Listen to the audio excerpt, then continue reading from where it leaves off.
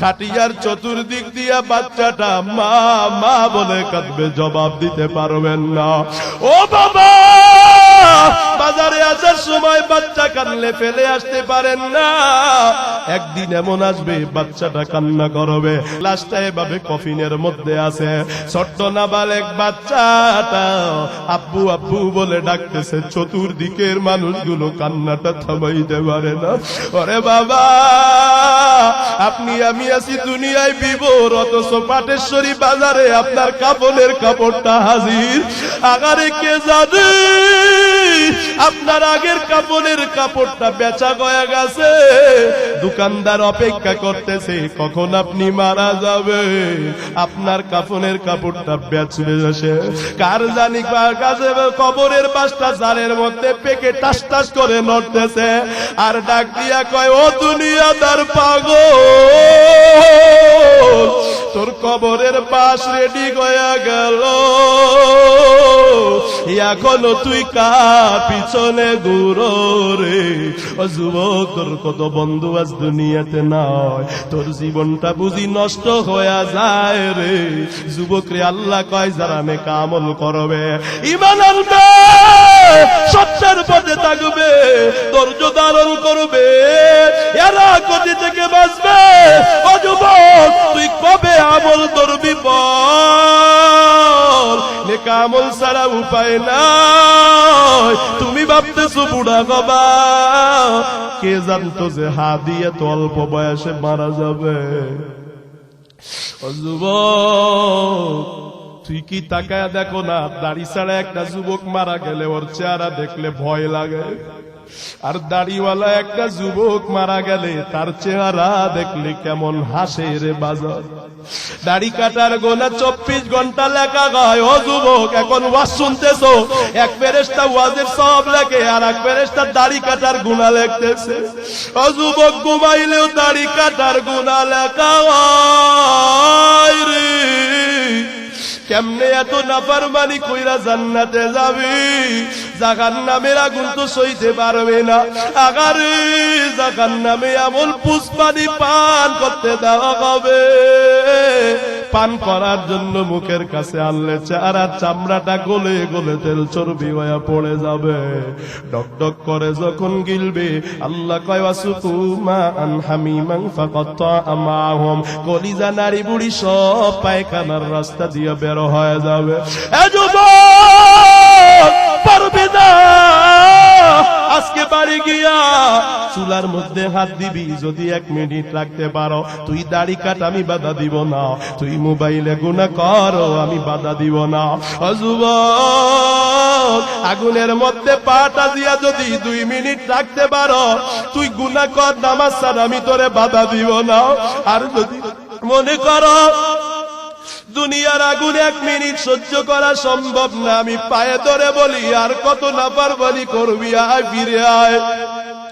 যুবক রে, তোর মতো কত যুবক, ও মা রে, আপনার মতো কত মা, কত মাহফিলে চোখের পানি ছেড়ে পর্দা করা শুরু করে। যেই চুলগুলো খুলা খুলা হাঁটতেছেন, পর পুরুষে দেখতেছে এক একটা চুল কবরে গেলে এক একটা সাপ হয়ে যাবে। ওর একটা সাপ যদি জমিনে একবার সবল দেয়, পৃথিবীতে আর কোনো ফসল হবে না।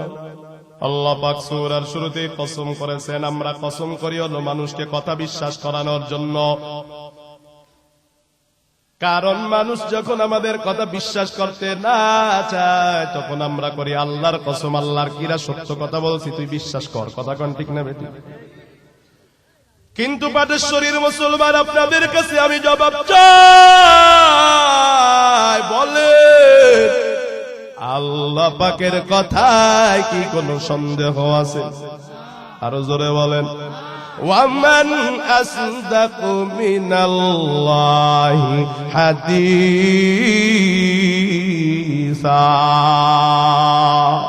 আল্লাহ নিজেই প্রশ্ন করে বলেন, আমার থেকে সত্যবাদী বলো আর কে আছে? একটু আওয়াজ করে বলেন, আর কি কেউ আছে? ওই আল্লাহ কসম কেন করলেন? কথা বিশ্বাস করানোর জন্য কয় না না, আমার মাওলা কসম কেন করেছেন? মুফাসসিরিন ইকরাম সবাই একমত, আল্লাহ যেই জিনিসের কসম করে বুঝা যায় ওই জিনিসের দাম কম না বেশি। আমার মাওলা যেই জিনিসের কসম খায় ওই জিনিসের দাম অনেক বেশি। আমার আল্লাহ ফজরের কসম খায়, ওয়াল ফাজরি, ফজরের দাম আসলে কম না বেশি? আরো জোরে আওয়াজ করে কোন কম না বেশি? আমার মাওলা সকালের শপথকে বলেন অসুবহি, সকালের শপথ। আপনারা বলেন তো দেখি সকালের দাম কম না বেশি? আমার মাওলা 3 ফলের কসম করে রে, আপনারা বলেন তো দেখি 3-এর দাম কম না বেশি? আমার মাওলা এই তারকারাজির কসম করে রে, একটু জবাব দেন, তারকার দাম কম না বেশি? মুফাসসিরিন ইকরাম বলেন আল্লাহ পাক সূরার শুরুতে কসম খাইয়া বুঝাইতে চাইলেন। আল্লাহ বলেন ওয়াল আসরি, সময়ের কসম, সময়ের শপথ। আর একটা তরজমা হলো জীবন, হায়াত, মানুষের জীবনের শপথ। মুফাসসিরিন ইকরাম বললেন আল্লাহ পাক বুঝাইতে চায়, ও হে মানব, তোমাদের এই জীবনটা অতিও মূল্যবান, ঠিক না? আমাদের এই জীবনটা চায়ের দোকানের আড্ডায় কাটতে পারে না। আমার হায়াতের দাম এত কম নয় রে যে আমি জিলাপির দোকানে, বাদামের দোকানে ঘুরে ঘুরে সময় নষ্ট করব। জিলাপির দোকানে, বাদামের দোকানে আর মেলার মধ্যে ঘুরলে আমার জীবনের ওই সময়ের কি মূল্য? আমার নবী ডাক দিয়া বলে রে, 5 প্রশ্নের জবাব দেওয়া ছাড়া আল্লাহর সামনে থেকে পা নড়াইতে পারবা না। 1 নাম্বার আন হায়াতিহি ফিমা আফনা, আল্লাহ পাক জিজ্ঞাসা করবেন তোমার হায়াতে, জীবনের প্রতিটা সেকেন্ড কোথায় ব্যয় করেছো, আমি আল্লাহর দরবারে হিসাব দাও। 1 সেকেন্ড সময়ের হিসাব দেওয়ার আগে নবী বলেন কোন মানুষ আল্লাহর সামনে থেকে বিন্দু মাত্র পা নড়াতে পারবে না।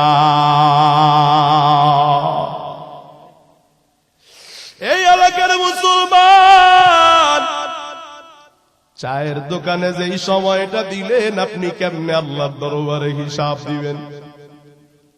জিলাপির দোকানে, বাদামের দোকানে যেই সময়টা দিলেন, আল্লাহ যদি ওই সময়ের হিসাব দেয়, বলেন না আপনি কেমনে হিসাব দিবেন?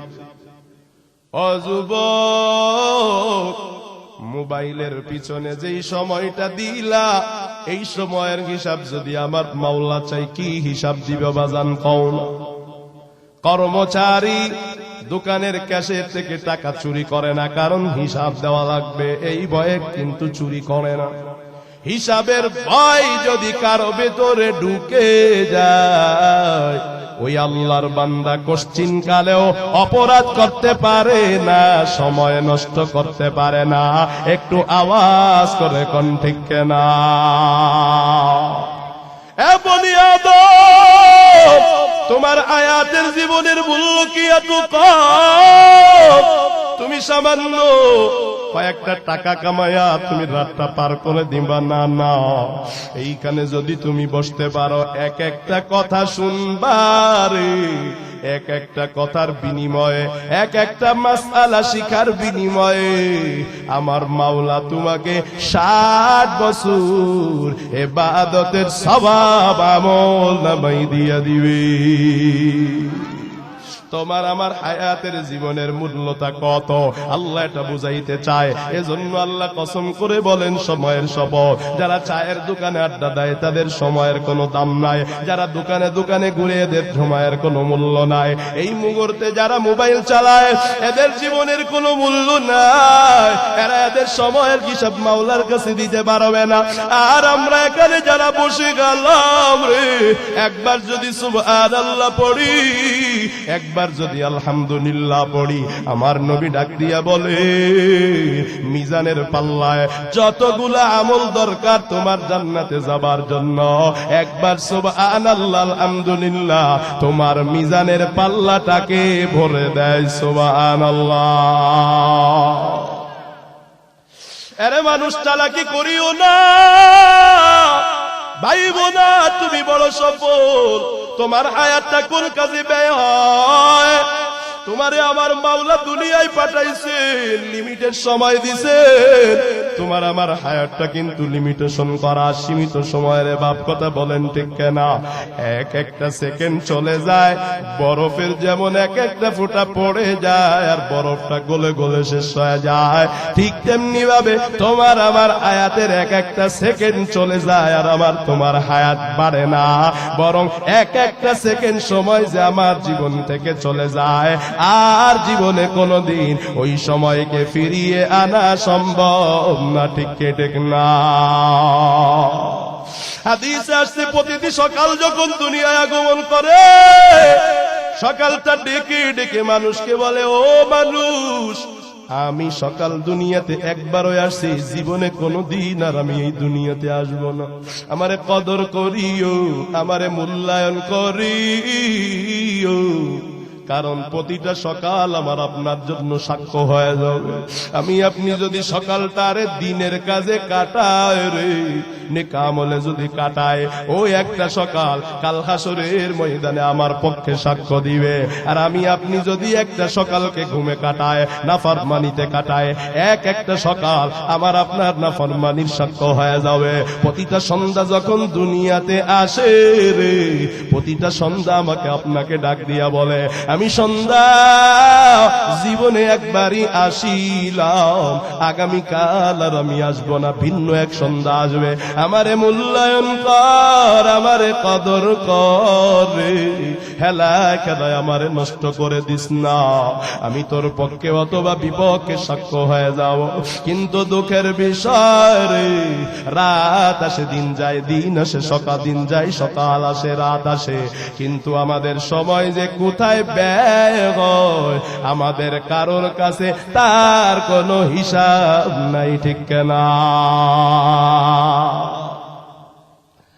আহারে বাজান, দুনিয়াতে সবকিছুর মূল্য আছে, সবকিছুর হিসাব আছে, কথা কয় না? দোকানের হিসাব আছে।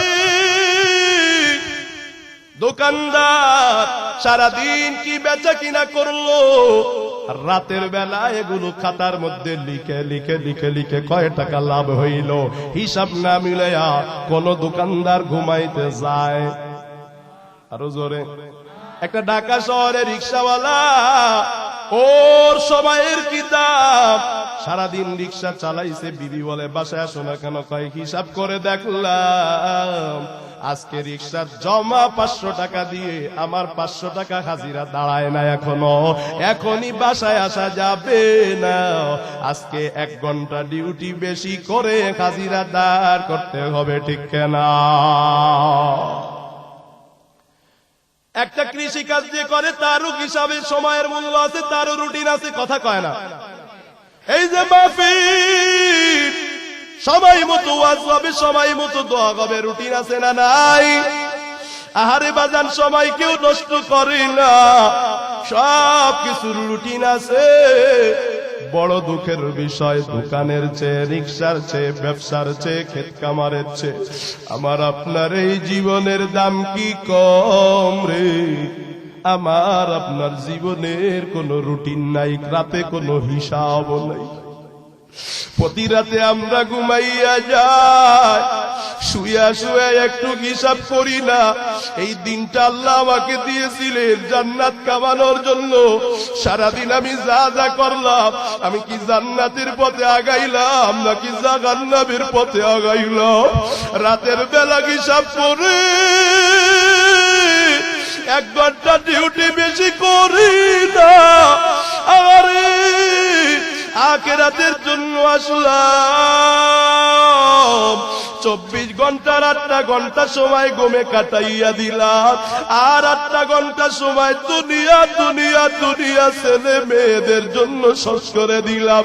আগারে আমার একা পেট চলতে আমার আপনার সারা দিন কাজ করা লাগে না, ছেলে মেয়ের জন্য এত কিছু করি। অথচ আমার আল্লাহ বলে, ইয়া আইয়ুহাল্লাযীনা আমানু ইন্না মিন আজওয়াজিকুম ওয়া আওলাদিকুম আদুওয়াল লাকুম। এ মুমিন, তোর বিবি তোর দুশমন, তোর ছেলে মেয়ে তোর দুশমন। সাবধান, এদের থেকে দূরে থাকিও। আহারে ছেলে মেয়ের জন্য মাথার গাম পায়ে ঝরাইলাম, একটু রাতে হিসাব করলাম না, 8 ঘন্টা ঘুমাইলাম, 8 ঘন্টা দুনিয়ার ডিউটি করলাম, 2-4 ঘন্টা বাজারে নষ্ট করলাম, বাথরুমে কয়েক ঘন্টা গেল, আখিরাতের জন্য আসিলাম। ওই আখিরাতের জন্য 24 ঘন্টার কয়েক ঘন্টা সময় দিলাম। না না, হিসাব করলে 2 ঘন্টাও পাওয়া যাবে না। কথা কোন ঠিক?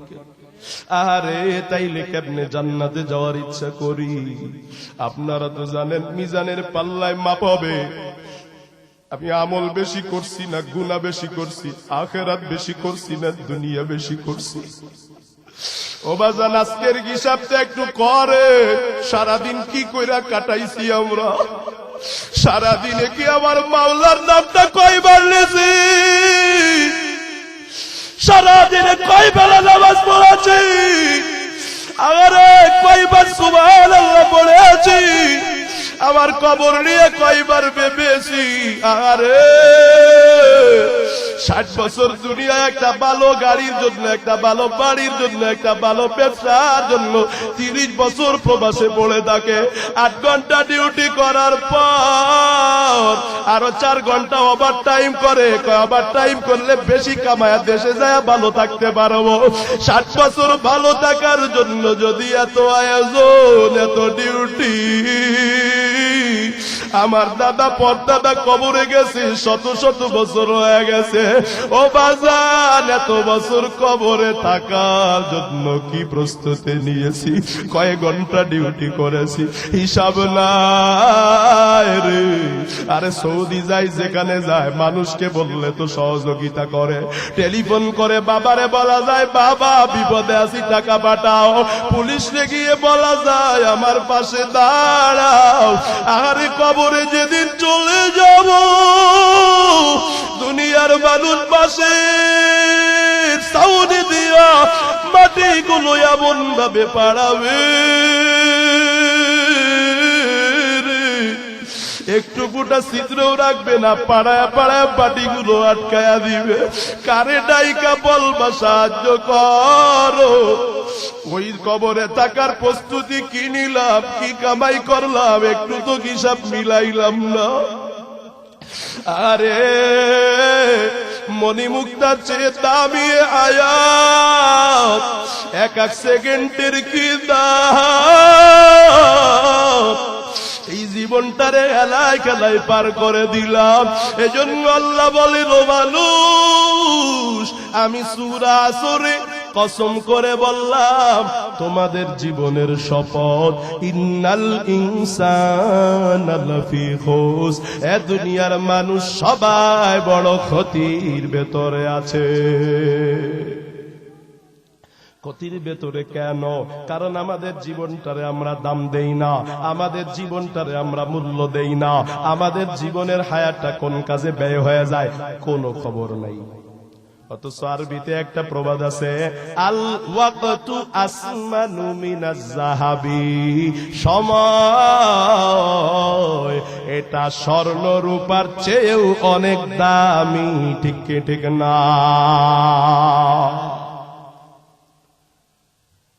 কৃষিকাজ যারা করে, সারাদিন কাজ করে, 8 ঘন্টা ডিউটি করে, 800 টাকা 500 টাকা পায়। কথা কোন ঠিক কিনা?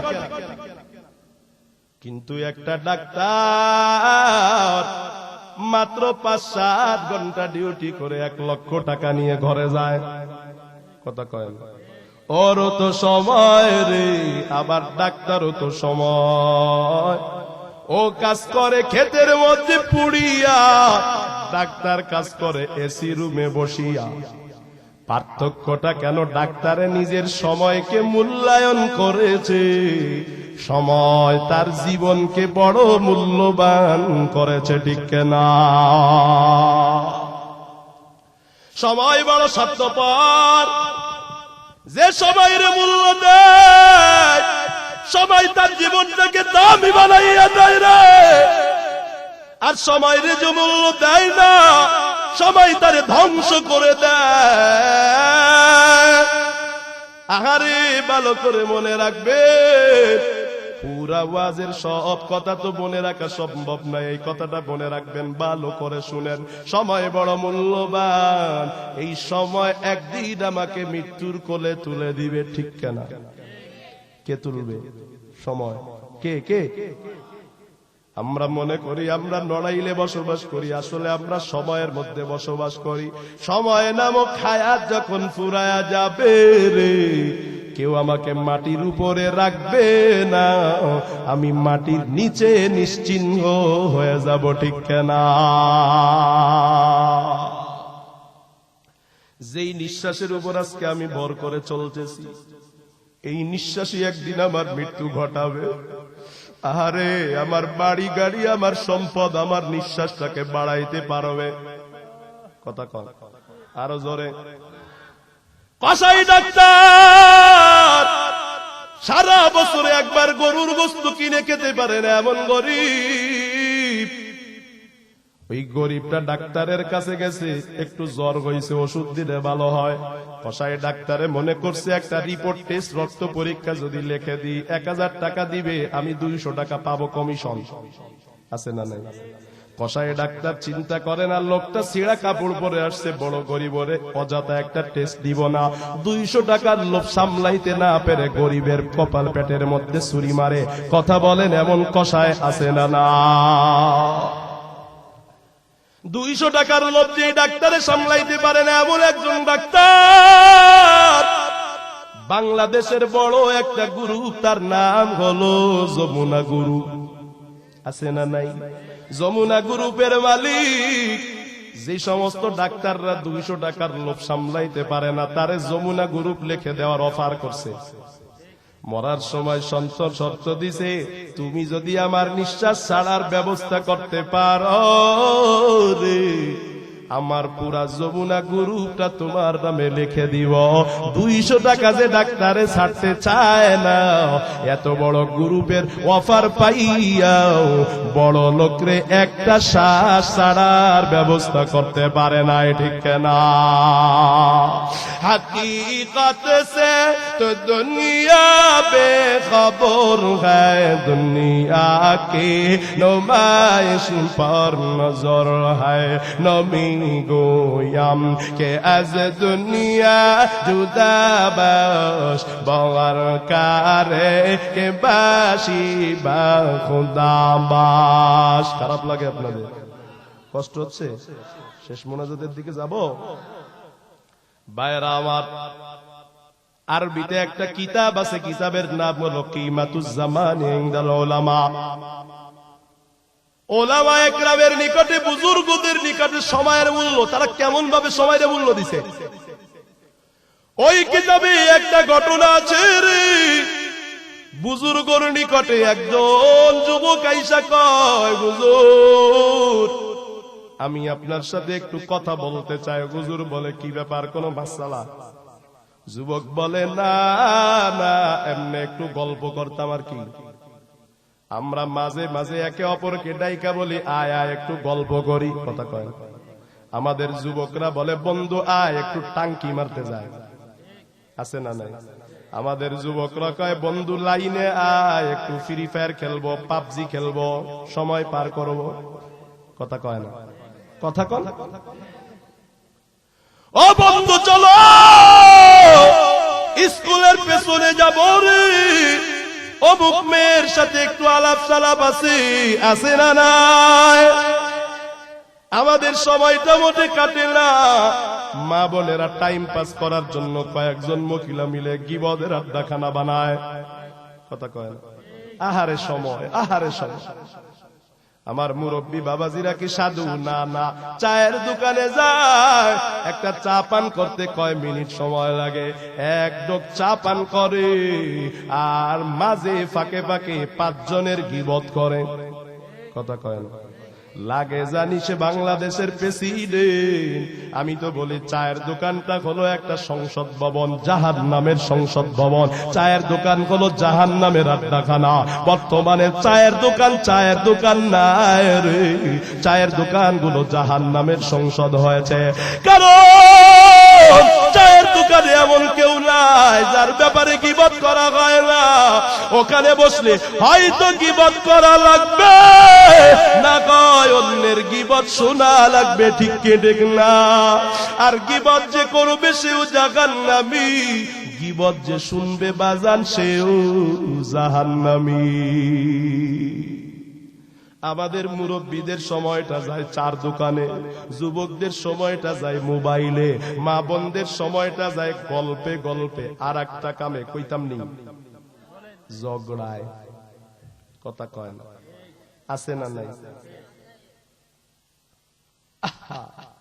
আর ওই বুজুর্গ বলেন তুমি কি দুনিয়ার গল্প করবা? কয় করব। বুজুর্গ ডাক দিয়া বলেন সূর্যকে বলো সূর্য যেন আমার জন্য অপেক্ষা করে, যত সময় তোমার সাথে কথা বলিব তত সময় যেন সূর্য না চলে, ঘড়ির কাঁটা যেন না ঘুরে। ওই যুবক ডাক দিয়া কয় হুজুর সম্ভব না, সূর্য আপনার আমার জন্য অপেক্ষা করবে না। বুজুর্গ বলে তাহলে আমার পক্ষেও তোমারে একটা সেকেন্ড সময় দেওয়া সম্ভব না। আউলিয়ারা কারে উকবা ইখতিয়ার জাহেলারা কারে শৈতান ইখতিয়ার। এর এলাকার মুসলমান ও পদ্মার আম্মা জান, যেই গীবতে আপনি সময় পার করেন এ মুরব্বী বাবা, যেই গীবতে আপনি চায়ের দোকানে আড্ডা দেন, আমি সহজে কিন্তু বিপদে না পড়লে চায়ের দোকানে বসি না। আমার নারায়ণগঞ্জ মহল্লায় খবর নিয়ে শুনবেন, হুজুররে দেখলে কে না চা খাওয়ার জন্য ডাকে, মাইরা ফেললেও আমারে চায়ের দোকানে নারায়ণগঞ্জে কেউ বসাইতে পারে না। আমি বলি ভাই আমার অফিসে কফির মেশিন আছে, চা নয় কফি খাওয়াবো, ফাঁকে আপনারে দুইটা দিনের কথা বলে দিব, এটা আমার নাজাতের জরিয়া হতে পারে। আপনি চা খাইতে বসাবে আর একজনে গীবত করবে আমি শুনবো, এটাও আমার জাহান্নামে যাওয়ার কারণ হয়ে যেতে পারে, ঠিক কেনা? এ মুরব্বী, এ পর্দার মা, তাহলে এবার একটা হাদিস শুনে দিব নাকি? মায়ার নবীর বিবি আম্মা জান আয়েশা রাদিয়াল্লাহু তাআলা আনহা জান্নাতি না জাহান্নামী? কম দামি না বেশি দামি? আরো জোরে বলেন। উম্মতের ফকিহা সাহাবায়ে কেরাম যখন কোন মাসআলা না বুঝতেন আম্মা জানের কাছে যাইতেন। সুবহানাল্লাহ কয় না? নবীর বিবি একদিন খুনসুটি করার সময় মায়ার নবীকে ডাক দিয়া কয়, ও নবী হাসবুকা মিন সফিয়াতা কাযা ওয়া কাযা।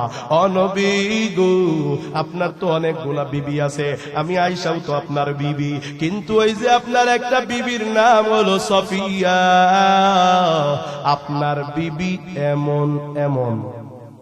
মানে কি? হ্যাঁ মাশাআল্লাহ, বুঝে বুঝতে ছাত্র ভালো আছে। এমন এমন মানে কি?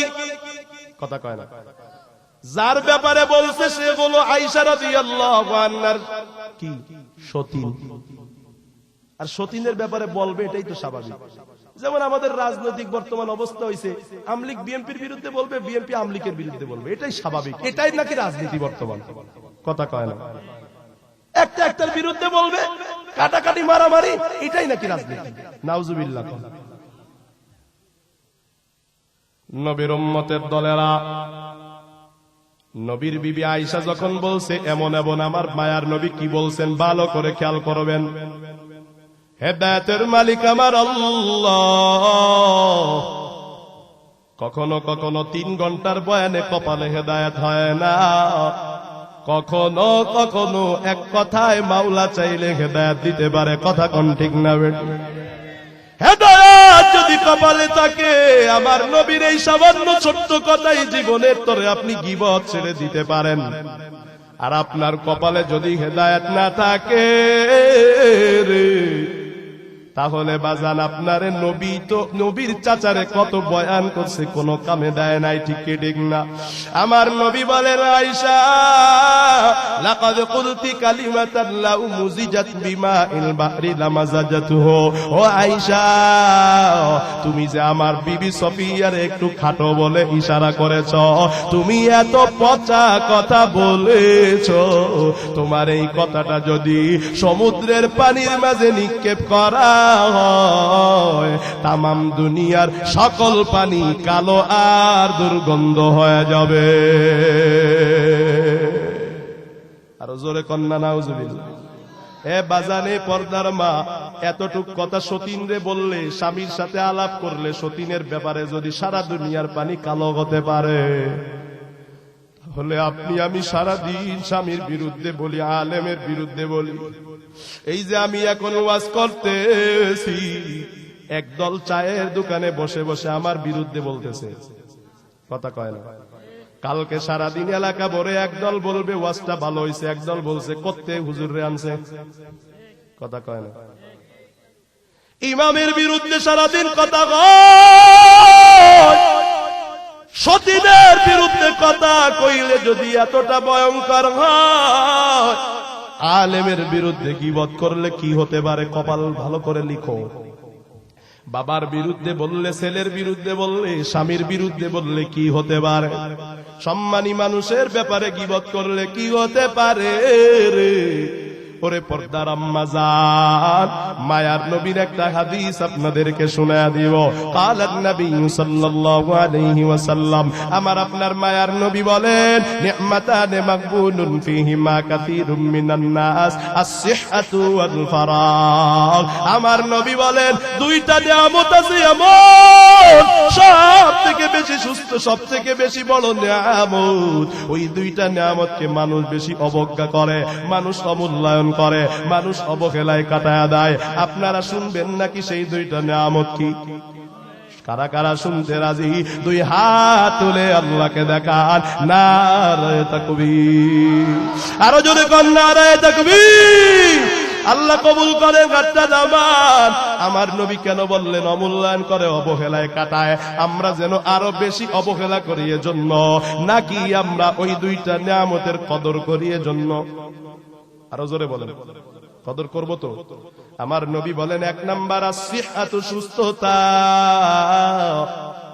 সুস্থ থাকতে আমরা বুঝি না অসুস্থতা কি জিনিস, অসুস্থ হইলে সুস্থতার কদর বুঝি, কথা কয় না। আমার নবী বলেন এক নম্বরে সুস্থতা, নবী বলেন দুই নম্বরে অবসর সময়। অবসর সময়গুলো কাজে লাগাই না, অথচ সৌদি আরবে যদি যান, মক্কা মদিনার মসজিদে দেখবেন ওখানে চায়ের দোকান নাই রে বাজার। মুরব্বিগুলা চায়ের দোকানে আড্ডা দেয় না, মুরব্বিগুলা একটু চা বাসা থেকে বানায় ফ্লাক্সে ভরে ভরে ভরে ভরে বাইতুল্লাহ চলে আসে, মসজিদে নববীতে চলে আসে, আর কোরআনটা খুলে তেলাওয়াত। দুপুর 12টা বাজেও মসজিদে তেলাওয়াত, দুপুর 3টা বাজেও সুবহানাল্লাহর জিকির, আগারে রাতের 12টা বাজেও মসজিদে গাজির। অবসর সময়টা তারা নষ্ট করে না, অবসর সময়টা চা নিয়ে চলে আসে, নিজে একা চা খায় না রে, আগে আশপাশে সবাই রে খাওয়ায়, তারপরে নিজে খায়। যদি খেজুর খায়, খেজুরের কার্টুনটাকে আগে আশপাশে সবাই রে দেয়, সবাই রে আগে খাওয়ায়, তারপরে নিজে খায়। আরামগো উপায় হইছে শুধু নিজে খাবো, নিজে খাবো, নিজে খাবো, আশপাশের কারো খবর নাই। সারাটা দিন খাবো খাবো খাবো খাবো খাবো খাবো করি। এক কাপ চা যদি কোন নেতাই খাওয়ায় একটা, আর যদি 500টা টাকা দেয়, তাহলে সারাটা দিন মসজিদে নামাজের আজান হয়, মুয়াজ্জিন ইকামত দেয়, কপাল পোড়া বেঈমান না ফরমান নেতার 500 টাকা পাইয়া নামাজের সময় মসজিদের সামনে দিয়া নেতার নামের স্লোগান দিতে দিতে যায়, ঠিক কে ঠিক না? এ কপাল পোড়া, তোর নেতা কি তোর আয়াত দিতে পারে না? আমার মাওলা যদি তোর নিঃশ্বাস বন্ধ করে দেয়, তোর নেতার বাপ কবর থেকে আইসাও কিন্তু তোর কিন্তু নিঃশ্বাস দিতে পারবে না। আমার মাওলা যদি তোর জিহ্বাটারে একটু বাঁকা কইরা দেয়, তুই বুবা হইয়া যাবি, তুই আর কথা বলতে পারবি না। ওরে তুই 500 টাকা দিয়ে কয়দিন চলবি? আগারে যেই মালিক তোরে সকালবেলা মৃত থেকে জীবিত করেছে, তুই তো ঘুমের ঘরে আদা মরা হয়ে গেছিলি, ওই আল্লাহর দরবারে একটা সেজদা দিলি না। ওহে কপাল পোড়া যুবক, তোর নেতার নামের স্লোগানে পাটশ্বরী এলাকা কাঁপে, নড়াইল কাঁপে, কালিয়া কাঁপে। তুই যদি তোর দামি কপালটা ঠেকায় আমার মাওলার কুদরতি পায়ে সেজদা দিতি রে, আমার মাওলার আরশ পর্যন্ত তোর সেজদায় কাঁপিয়া উঠত। এ যুবক, তোর ক্ষমতা তুই নিজেও জানোস না রে বেটা। আহারে তোর হুঙ্কারে কেন পাটশ্বরী কাঁপবে, তোর সেজদায় আসমান জমিন কাঁপবে। আল্লাহু আকবার। আগারে তোর নেতাই যদি তোর নেতার লগে যদি একটা সেলফি তুলতে পারো, আহারে তুই বাংলাদেশে কয়েক জায়গায় একটু শান্তি পাবি। তুই ওয়ার্ড পর্যায়ের নেতা, ঢাকায় গেলে তোর মতো নেতার কোনো দাম নাই।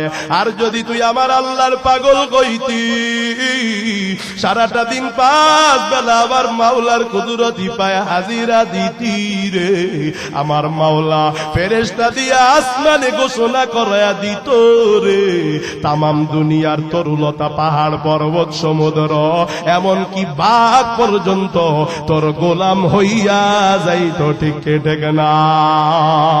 কাদের কুদরত তুদারি বার কামাল, আনতা রাব্বি আনতা আসবিদুল জালাল, তুই কাদের জালিলুল্লাহ জাগাদর বাহার আলে, তুই মেরা নেগাম্বার। এরে যুবক, আমি তোর দুশ্মন না, আমি তোর বন্ধু। আমিও যেহেতু একজন যুবক, এজন্য আমি যুবকদের নিয়ে বেশি কথা বলি। আমার যুবকদের প্রতি মায়া গায়। ও যুবক, তোর হায়াতের কেমন দাম রে? আমার মাওলা কয়, তোর হায়াতের কসম করে আমি আল্লাহ বলতেছি, তুই বড় ক্ষতির মধ্যে আছ। কারণ তোমার জীবনটা কামে লাগাও না। কারণ আমার নবী বলে দিছে, আমার জীবনটা 3 ভাগে ভাগ হবে। আঙ্গুল দেখায় আওয়াজ করে কোন কয় ভাগ? আরো জোরে বলেন কয় ভাগ? আমার জীবনের সব দেব 3 জনকে, 3 জনের জন্য। আমার জীবনের স্লোগান হবে 3 জনের জন্য। 1 নাম্বার, নবী বলেন ইন্না লিরাব্বিকা আলাইকা হাক্কা, তোর উপরে তোর নিজের কিছু হক আছে, তোর নিজের একটু সময় দে। যুবক আমারে কও না রে, নেতার পিছনে যে সময় দিলা, এটা কি তোমার কি লাভ হইল? আমারে কও।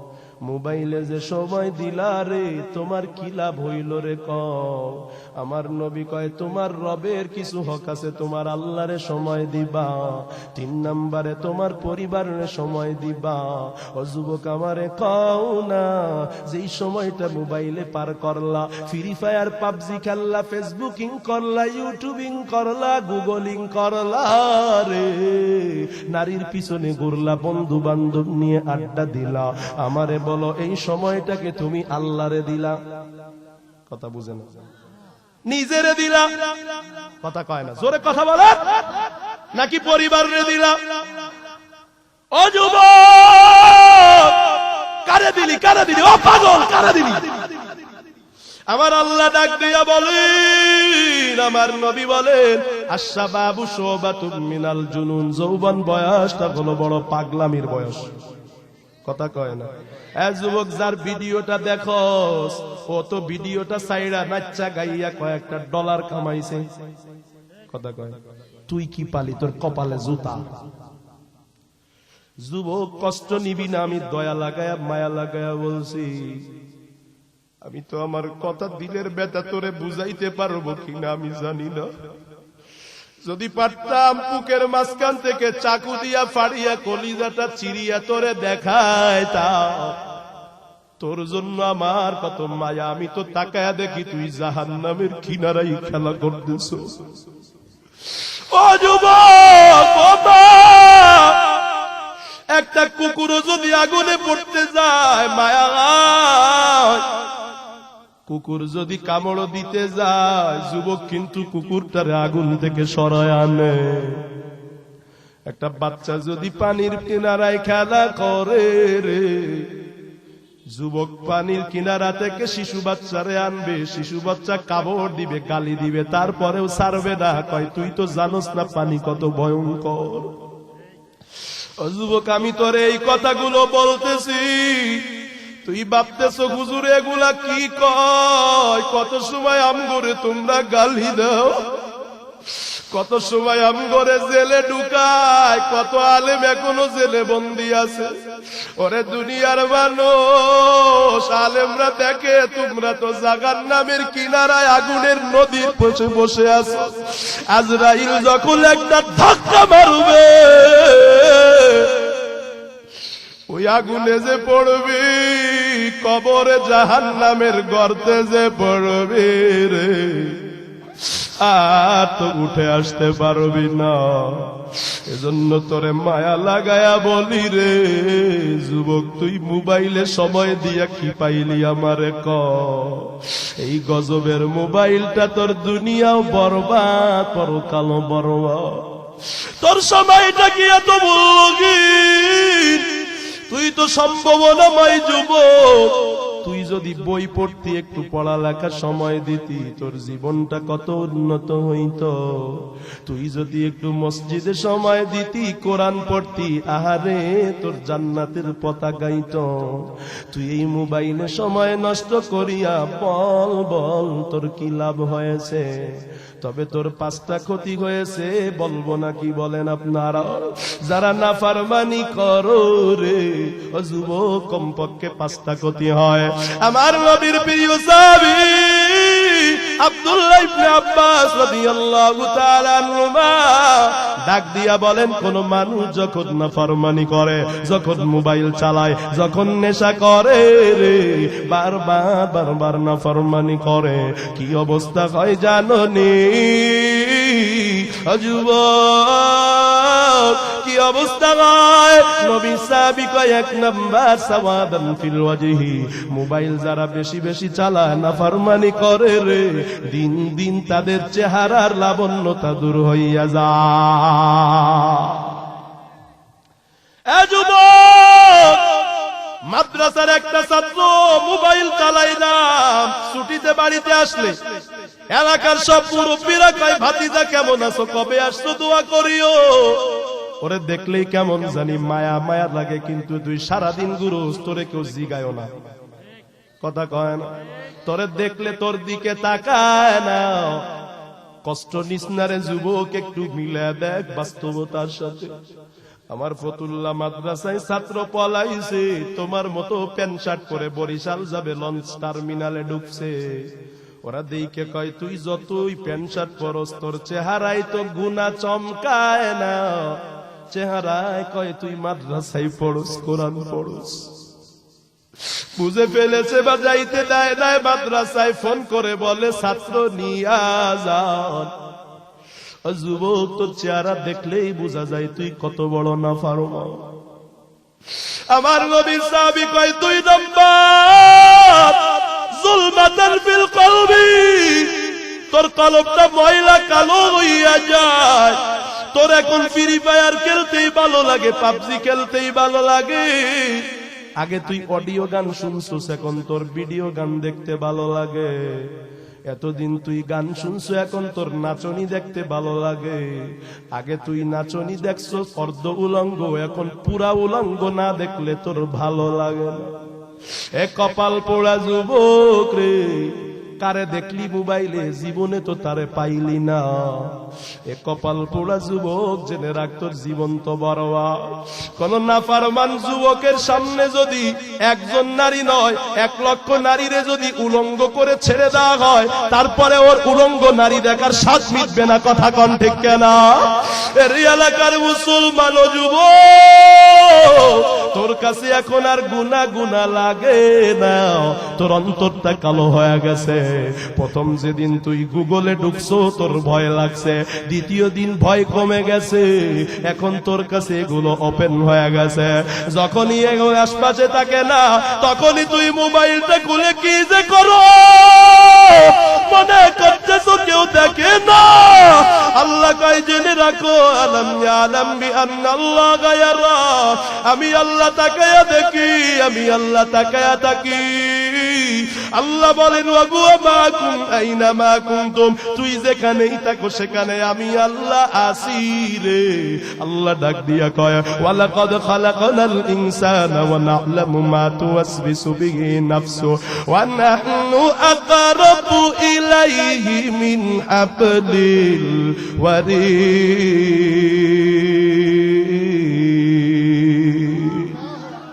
আল্লাহ বলেন ও যুবক, আমি আল্লাহই তো তোরে বানাইছি। তোর কোথা জীবনের সময়টাকে নিয়ে একটু মূল্য দেওয়া যায়। আল্লাহ কয় তোরা সবাই ক্ষতিগ্রস্ত, আমি আল্লাহ তোদের জীবনের শপথ করে বললাম ক্ষতিগ্রস্ত যেন না হয়। 4 শ্রেণীর মানুষ ক্ষতিগ্রস্ত না, যারা ঈমান আনবে, নেক আমল করবে, সত্য বলবে, সত্য পথে থাকবে, ধৈর্য ধরবে। ও যুবক, একটু ধৈর্য ধর। আল্লাহ বলে ধৈর্য না থাকলে ক্ষতিগ্রস্ত, আর ধৈর্যর ফল হলো মিষ্ট জান্নাত। এ যুবক, আল্লাহর গোলাম, আমার নবীজি ডাক দিয়ে বলে বান্দা যখন কোন গুনাহ করে, নুকিতাত ফিহি নুকতাতান সাওদা, তখন তার দিলটা সাদা থাকে, একটা কালো দাগ পড়ে যায়। যখন সে তওবা করে, ফাইদা গুনাজা ওয়াস্তাগফারা ওয়া তাবা, গুনাহটা ছেড়ে দেয়, আল্লাহর কাছে লজ্জিত হয়ে মাফ চায়, তারপরে আর গুনাহটা করার সংকল্প করে, ওই কালো দাগটা মুছে ফেলা হয়, তার কলবটা পরিষ্কার হয়ে যায়। যদি একটা নাফরমানি করে, তারপরে যদি আর আল্লাহর কাছে ক্ষমা না চায়, আর একটা কালো দাগ পড়ে, এক পর্যায়ে তার দিলটা কালো হয়ে যায়, গুনারে আর গুনাহ মনে হয় না। আমার নবী বলেন ইন্নাল আবদাল মুমিনা ইয়ারা যুনুবাহু কান্নাহু কাঈদুন তাহতা জাবালিন। যখন কোন মানুষ নাফরমানি মুমিন করে রে, মুমিন মনে করে তার মাথার উপরে পাহাড় আছে, কখন জানি ভেঙে পড়ে যাবে। যেই দিন প্রথমে মোবাইলে নাফরমানিটা করছো, যেই দিন বেগানা নারীর পিছনে ঘুরছো, যেদিন প্রথমবার সুদ খাইছো, যেদিন প্রথমবার দাড়ির মধ্যে খুর লাগাইছো, তখন তোমার ভয় লাগছিল, এখন আর তোমার ভয় লাগে না। আল্লাহর নবী বলেন যার ঈমান নাই, পাপাচারী, ও গুনাহ করলে মনে করে একটা মশা মাছি তাড়ায়া দিলাম আর চলে গেল।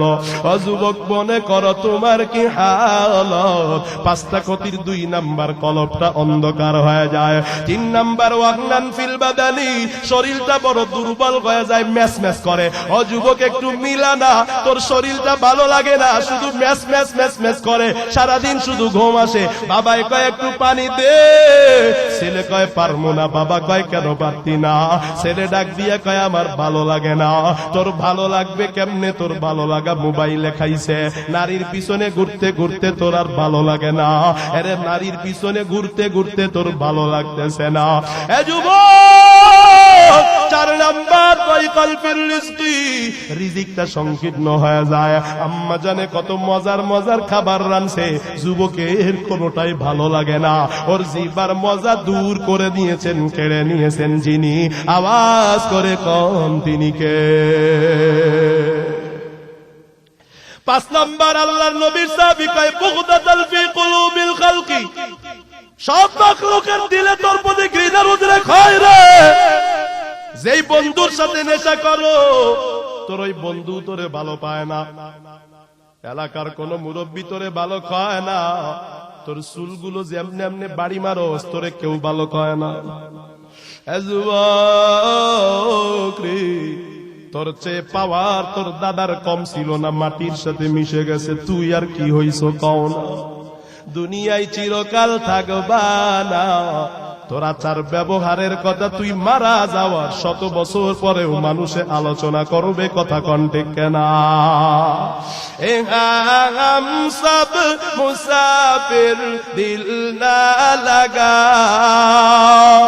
আহলে দিল কি নজর সে রূহ করতা যা, শাহ দৌলত সব ফকির গো নেক নে, শাহ দৌলত সব ফকির গো নেক নে, जिंदगी में बंदगी तू करना है, जिंदगी में बंदगी शर्मिंदा है, जिंदगी में बंदगी शर्मिंदा है।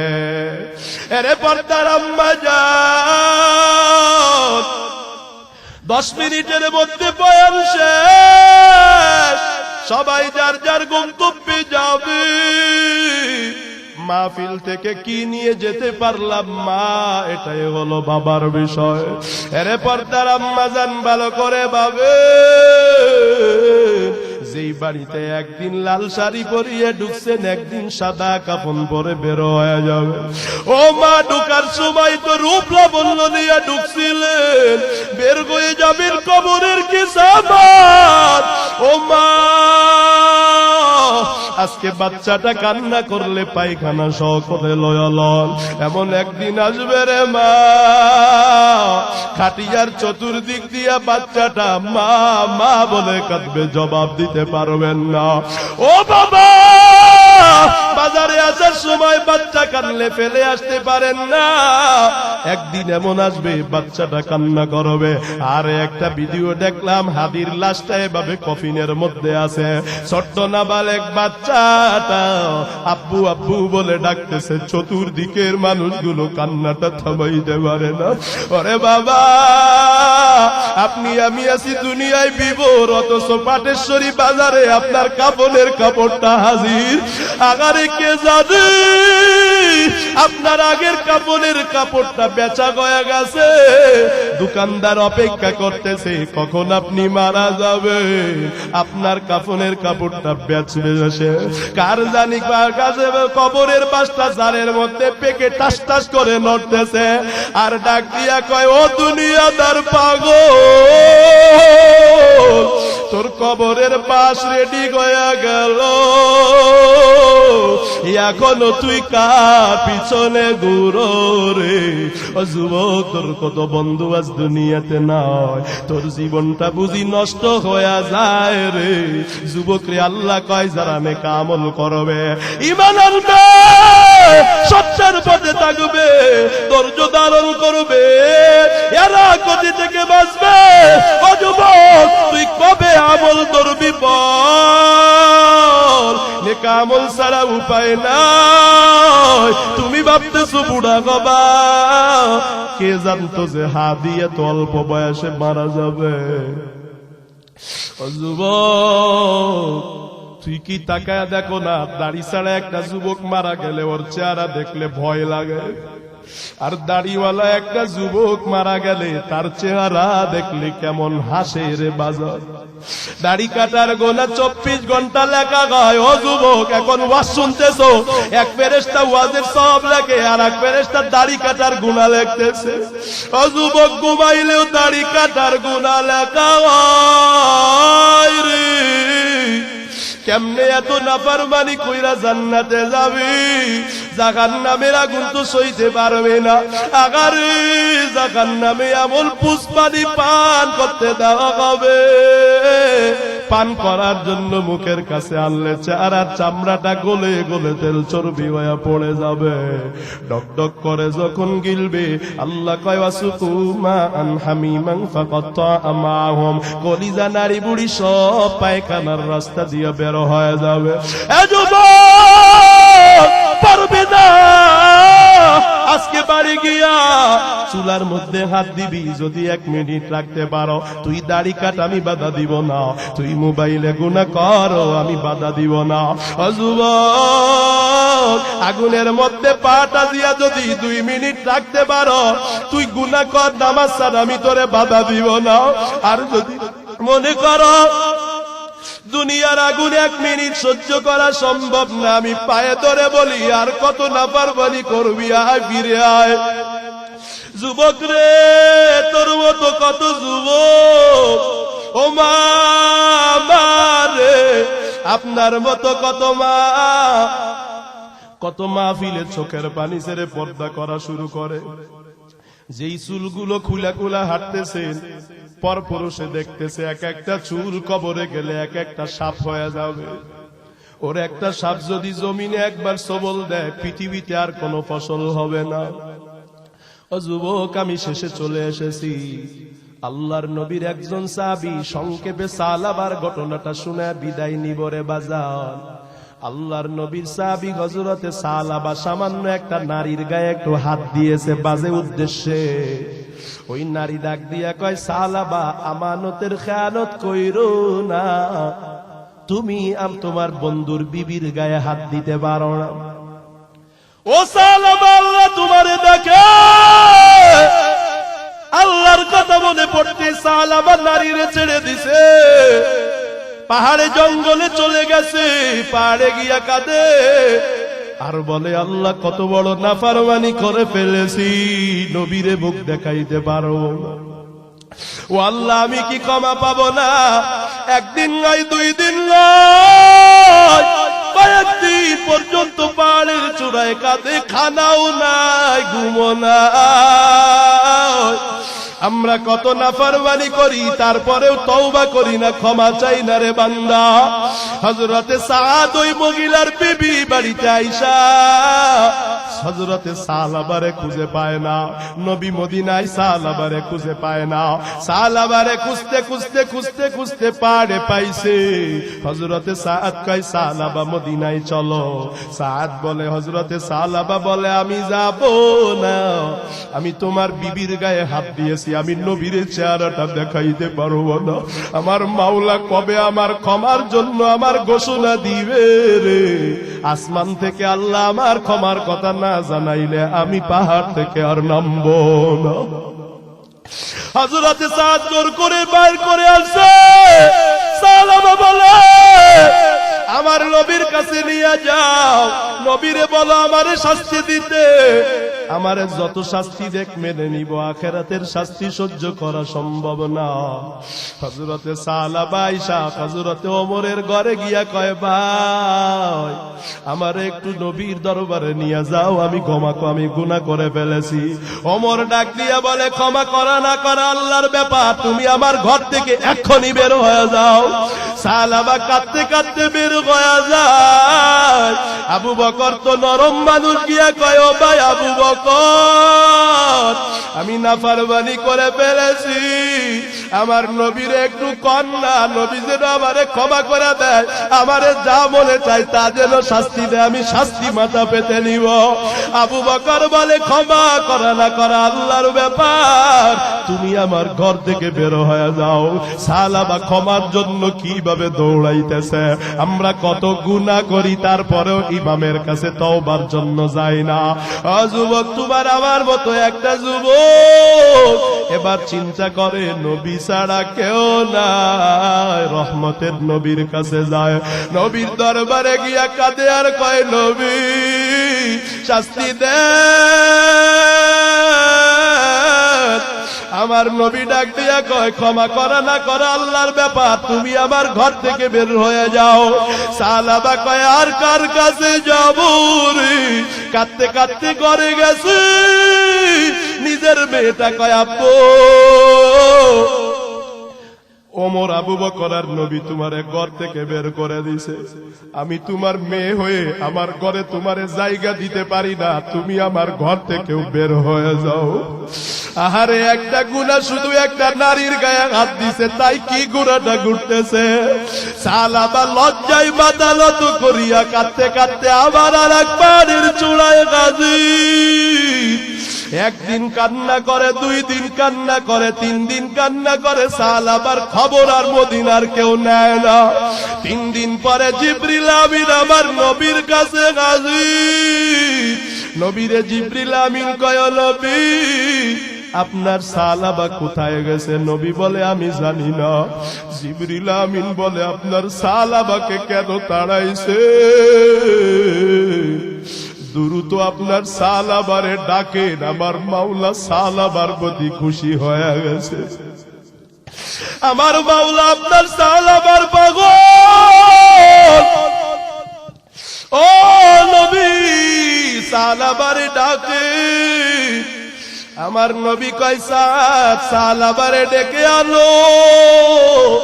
সালাবার ব্যাপারে আল্লাহ ওহী নাজিল করেছে শুধুমাত্র কান্নার কারণে। আহারে সাদ বলে আমি একা গেলে এখন আসবে না, ওসমান রে নিছে, ওমর রে নিছে, আবু বকর রে নিছে, 4 জনে গিয়া কাঁদে রে। ও সালাবা আসো আসো আসো আসো আসো আসো, নবী তোমারে ডাকে। সালাবা কান্না করে রে, আর আসতে চায় না। অবশেষে সালাবা কয় আমার কোমরে রশি বাঁধো, বেড়ি বাইদা আসামির মতো আমারে মদিনায় নিয়ে যাওয়া। মদিনার সব মানুষ দেখবে আমি নাফরমান, আমি গুনাহগার। সালাবার কোমরে রশি বেঁধিয়া মদিনার দিকে রওনা। হযরতে ওমর মদিনায় গিয়া দেখে মায়ার নবীজি ফজরের নামাজের ইমামতি করতেছে। আমার মায়ার নবী ফজরের নামাজে সূরা তাকাসুর ওই দিন তেলাওয়াত করতেছে। আল্লাহুমুত তাকাসুর, প্রাচুর্যের লোভ, দুনিয়ার প্রতিযোগিতা তোমাদেরকে ধ্বংস করে দিয়েছে রে। সালাবা এই আয়াত তেলাওয়াত শুনে একটা চিৎকার মেরে দিছে, পুরা মসজিদে নববী থরথর করে কেঁপে উঠেছে। আমার নবীর তেলাওয়াত বন্ধ হয়ে গেছে। আমার নবী দ্বিতীয় আয়াত তেলাওয়াত করলেন, হাত্তা যুরতুমুল মাকাবির, কবরের মাটি ছাড়া কেউ তোমাদের পেট পূর্ণ করতে পারবে না। এই আয়াত শোনার পর সালাবা কান্না করতে করতে একটা চিৎকার দিয়া জমিনের মধ্যে শুয়ে গেছে রে বাজার। আমার নবী সালাম ফিরায়া কয় সালাবা কই? আমার বুকে আয় আয় রে।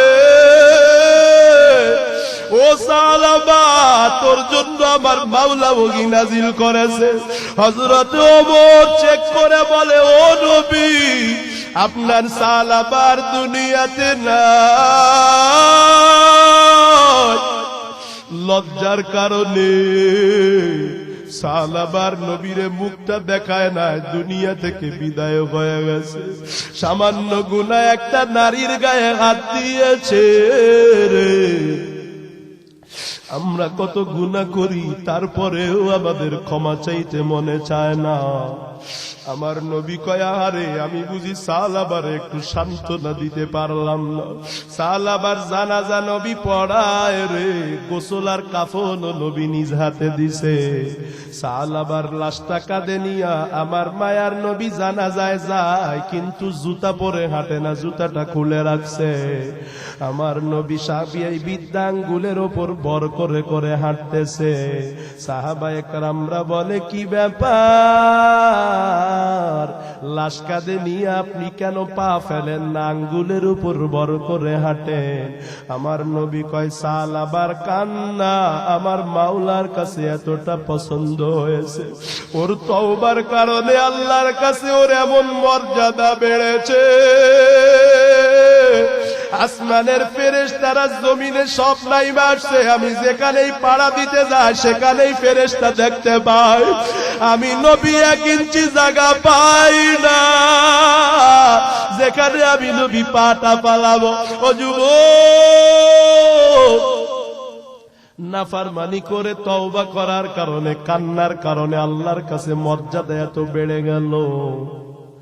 এখন যদি তুমি ওই মাহফিলে কান্না করতে পারো, তওবা করতে পারো, আল্লাহ হায়াত নষ্ট করেছি আর করব না, চোখের পানি নাকে ডগায় আসার আগে আমার মাওলা ক্ষমা করে দিবে।